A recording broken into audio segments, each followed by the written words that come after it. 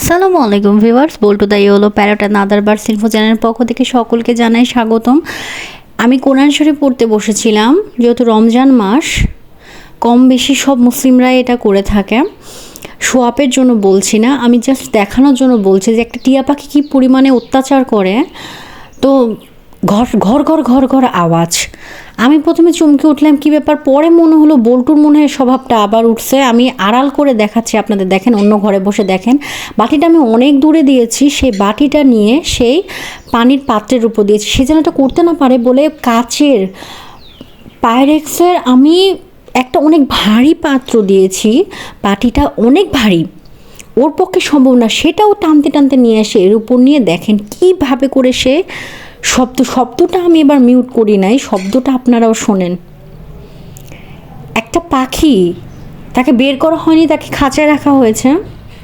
বের করেই মনে করলাম একটু দেরি করে বের করবো, কেবল সকাল 8-9টা বাজে, 10টার দিকে বের করব, 2-3টার দিকে আমি ঘুমানোর আগ দিয়ে ওকে ভরে দেব। না, দেখেন, তার সকালবেলা তার 10টার মধ্যে খাঁচা থেকে বের হয়, তাকে বের করা হয়নি। তাই দেখেন, 9:30 থেকে, খুব বেশি হলে ওকে 9টা থেকে 9:30টার মধ্যে বের করা হয়, 10টা খুবই কম হয়।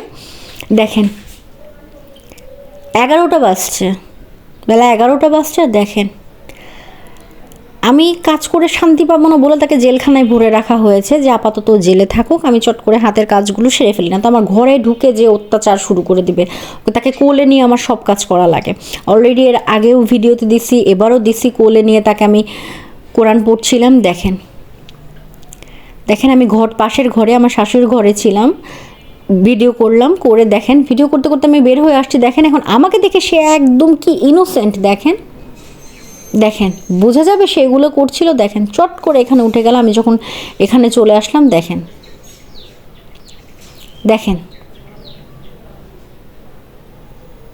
এখান থেকে টানতে টানতে সে নিয়ে গেছে ওখানে। বাধ্য হয়ে বাটিটাই আমি বের করে ফেললাম। তাকে দেখে বোঝা যায় না সে এরকম শয়তানি করতে পারে। এই ডালে বসে সে আমার সাথে দুষ্টুমি করে। দেখেন, আমি বাটিটা টেনে এখানে নিয়ে আসলাম, আবার যখন আমি সরবো সে আবার ওখানে বাটিটা নিয়ে যাবে। এই চলছে।